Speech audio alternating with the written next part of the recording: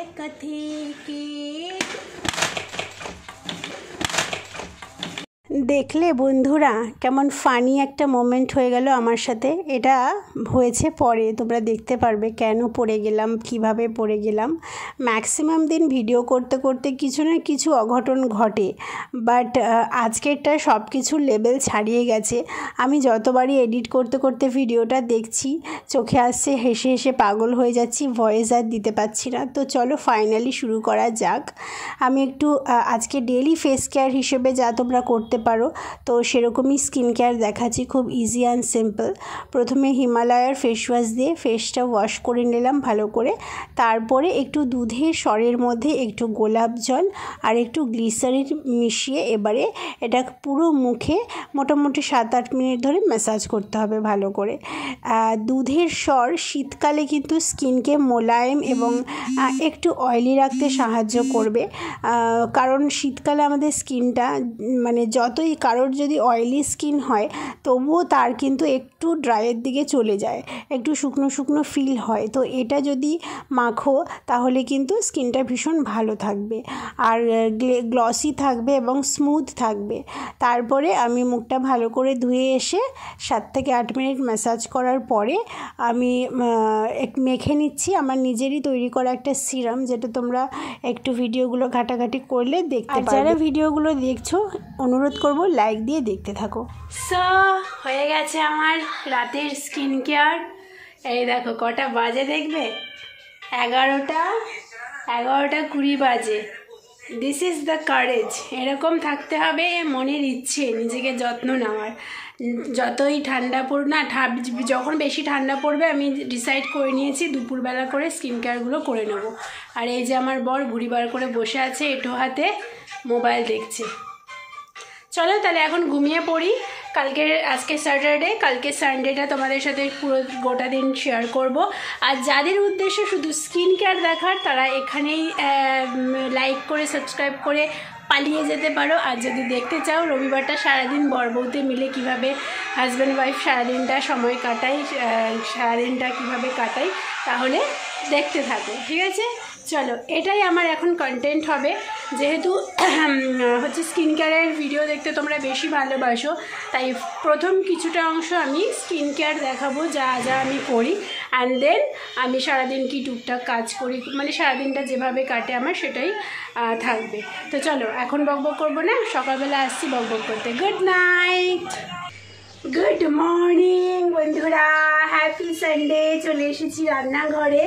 আজকে আমাদের চিকেন হবে না, ঠিক আছে? আজকে আমরা চিকেন খাবো না, আজকে আমরা খাবো পোলাও অ্যান্ড সিম্পল আলুর দম। তো তার জন্য আলু সেদ্ধ বসিয়ে দিয়েছি। আর এইখানে দেখো চাল ভিজিয়ে রেখেছি, গোবিন্দভোগ চাল। আর আলুটা ভয় পেয়ে গেছি, কখন আলুটা বসিয়েছি সে সিটি পড়ছে না, আলু বলে গেলে মুশকিল হয়ে যাবে। তাই জন্য সিটিটা পড়বে তারপরে যাব। চালটা একটু ভেজতে হবে, 10 মিনিট হয়েছে, আধা ঘন্টা ভিজলে না পোলাওটা ভালো হয়। আমি না আজকে মাথায় একটু শ্যাম্পু দেব, তো সেই কারণে আমি একটুখানি এখন দেব চুলে। সেটা হচ্ছে এই যে দেখো কী বলো তো, এটা হচ্ছে আমলকির রস।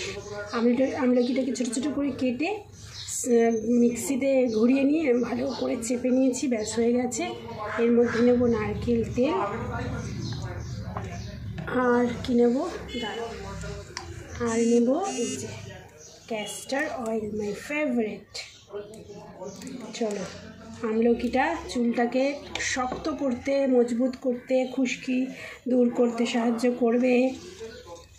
আর ক্যাস্টার অয়েল তো আমরা সবাই জানি যে নতুন চুল গজাতে সাহায্য করে, তাই না? আলুটা সেদ্ধ বসিয়েছি, চালটা ধুয়ে ভিজিয়ে রেখেছি। পোলাওয়ে না একটু চালটা আধা ঘন্টা মতন ভিজিয়ে রাখলে ভালো হয়। এটা লাগিয়ে রান্নাটা করব, দেন শ্যাম্পু দিয়ে স্নান করে নেব।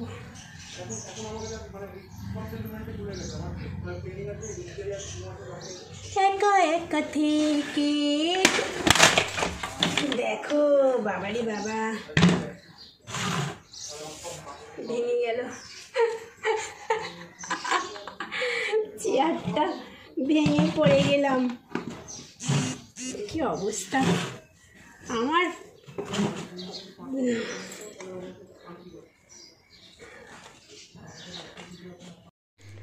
কি গো, চেয়ারটা ভেঙে ফেললাম। কি হাসি, আঁকেও পড়ে গেলে আমার বর কি আনন্দ পায়। তুমি একটু আগে ওটার উপর দাঁড়িয়েছিলে না, ওটা দুর্বল হয়ে গেছিল, তারপর আমার ওজন আর নিতে পারেনি। যাই হোক, হ্যাঁ পুরো, আরে মোবাইলটা তো অন ছিল, কিন্তু আমার পুরোটা এটা পড়ি, কিন্তু পড়ে যে গেছি সেটা। আরে ক্যামেরাটা তো এখানে আমার লাগানো। হ্যাঁ দাঁড়াও, সেই এই দেখো আমার সিম্পল ধরতক্তা মার পেরেক সেই আলুর দম হয়ে গেছে। আর এইখানে হচ্ছে তোমার এক্ষুনি চিলি চিকেন বলতে যাচ্ছিলাম, কী বলে এটাকে, পোলাও। কারা খাবে চলে আসো। দেখি এদিকে মুখটা দাও বাবা, নুন মিষ্টিটা বলো তো। বলো। চলো, রান্না বান্না স্নান পুজো সব হয়ে গেছে। আর এখন কটা বাজে দেখবে, আমার বর লাস্ট 15 মিনিট ধরে গিয়ে বাথরুমে বসে আছে মোবাইল নিয়ে। কি বলবে, সেই ঘরে এসেও তো মোবাইল দেখবে, তাহলে মোবাইলটা মানে তাড়াতাড়ি করে পটি টটি করে স্নান করে চলে আসতে পারে। আর এই যে বেরিয়েও গেছে আমার শীতকালের পোশাক। এটা একটা নিয়ন কালারের টি শার্ট কিনেছিলাম আগের বছর, না তার আগের বছর 2022-এ কিনেছিলাম। খুব সুন্দর। আমার না এরকম একটা কালারের শাড়ি কেনার খুব ইচ্ছে আছে। মানে যাই হোক, আগের বছরও যখন এরকম এই জামাটা পরেছিলাম তখন বলেছিলাম, সেরকম মানে চোখে লাগার মতন পাই না। যদি পাই তো অবশ্যই কিনবো। আর এবছর কোনো বিয়েবাড়ি মনে হয় পড়বেও না।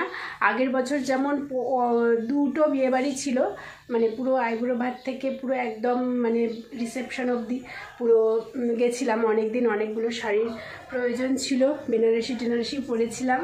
প্রচুর মজা হয়েছিল আগের বছরের। যারা ভিডিওগুলো দেখোনি, যারা নতুন এসছো আমার এই চ্যানেলে, তারা অবশ্যই দেখো, ভালো লাগবে। এবছর জানি না আমি কেন বলতো, আমি এখন তোমাদের সাথে একটু কথা বলছি ভালো, তার কারণ হচ্ছে আমার মাথাটা গরম হয়ে যাচ্ছে। আমার বর কখন ঢুকেছে, মানে কি বলবো, ভাবলাম একটুখানি লাইভ করবো, আর হবে না। এখন কটা বাজে, 3টে বাজে, খেতে খেতে আমাদের 4টে। চলো বসে পড়েছি আমরা পোলাও আলুর দম নিয়ে, নিরামিষ তো তার জন্য খাটেই বসে পড়লাম। আর এই শীত পড়েছে না, আর মেঝেতে বসা যাচ্ছে না। চলো।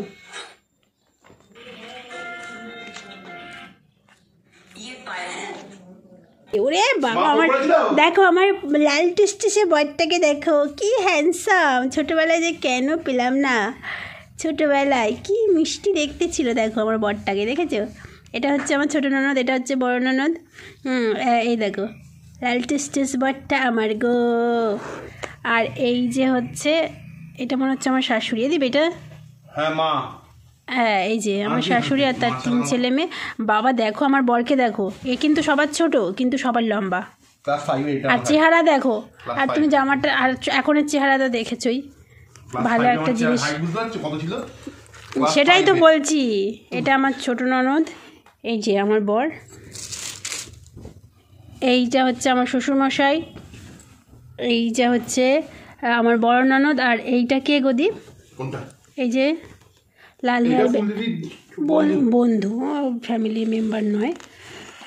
আর এই যে বাবা, দেখো কি মিষ্টি ছিল মুখটা, আর এখন কেমন ডবল চিন হয়ে এত বড় মুখ হয়ে আর হয়ে গেছে সব। এইটা হচ্ছে আমার পিসি শাশুড়ির মেয়ে মনে হচ্ছে, এখন তো অনেক বড়। এটা মুনাই তোমার? হ্যাঁ ঠিকই ধরেছি, তার মানে এটা মুনাই। এটা হচ্ছে আমার কাকা শ্বশুরের মেয়ে, ঠিক আছে। আর এইটা হচ্ছে আমার বড় ননদ। এই ছবিটা ওপরেও আছে শাশুড়ি শ্বশুরের ঘরে। আর এই যে হচ্ছে আমার বরের ঠাকুমা ঠাকুরদা। আর এই যে হচ্ছে আমার বর মুখে ভাতে। এটা মুখে ভাতে তোমার? এই যে দেখেছো, একটা দারুণ জিনিস পেয়েছি, সবাইকে একটু দেখাই। মামা শ্বশুর মনে হচ্ছে, হ্যাঁ এটা হচ্ছে মামা শ্বশুর। এই যে আমার বরকে মুখে ভাতে খাওয়াচ্ছে। এইটা হচ্ছে আমার জ্যাঠা শ্বশুরের মেয়ে, আর তার পেছনে মনে হচ্ছে আমার ছোটো ননদ বসে আছে, দাঁড়িয়ে আছে। আর এই যে হচ্ছে মাই হ্যান্ডসাম বর। Oh my god, so cute he is না? ও মাই গড, আমি ছোটোবেলার ছবিগুলো দেখি আমার বরের, আর আমি বলি যে কেন ছোটোবেলায় তোমাকে দেখলাম না, এরকম বলি জানো। হিজ দেখো জাস্ট কিউটের ডিব্বা। এইগুলো সব বোনেরা মিলে রয়েছে। এইটাকে আমি চিনতে পারছি না। এই যে এটা হচ্ছে আমার শ্বশুরমশাইয়ের আশীর্বাদের ছবি, শ্বশুরমশাইয়ের। এইটা হচ্ছে আমার শাশুড়ি। আমার শাশুড়ি আগে রোগা ছিল, এখন মোটা হয়ে গেছে, কিন্তু শ্বশুর রোগা ছিল, রোগাই আছে। এই যে এইটা হচ্ছে আমার বরের, মনে হচ্ছে ইসের ছবি, কী বলে ওটাকে, অপৈতে ভাত, মানে পৈতের আগের দিনের ছবি। এই যে অপৈতে ভাত খাচ্ছে, অনেক ছোট থেকেই চাশমিশ, অনেক ছোট থেকেই চাশমিশে। আর এই যে দেখছো দিদা, এটা হচ্ছে দিদা, মানে আমার শাশুড়ির মা। এই দেখো ন্যাড়া বর আমার, এই যে আমার ন্যাড়া বর, পৈতের দিন। এটা হাসছে আবার, এখানে বদমাইশি করে কেন ছবি তোলে না এরা। এই যে আমার বরের পৈতের দিন। এই দেখো রুটি আলুর দম দিয়ে ডিনার কমপ্লিট করব, আর এখানে ব্লগটাও শেষ করব। এই যে আমার বর খেয়ে দিয়ে নিমন্ত্রণ ছিল পাড়াতে খাওয়া দাওয়া, পুজোর খাওয়া দাওয়া, সেখান থেকে জিরা রাইস আলুর দম আর পান্তুয়া খেয়েছে। চলো টাটা, আজকে ব্লগটা এখানে থাকবে, এখন কোনো কাজ নেই, আর এই ডিনার করবো। এই যে চুল বাঁধা হয়ে গেছে, চলো টাটা।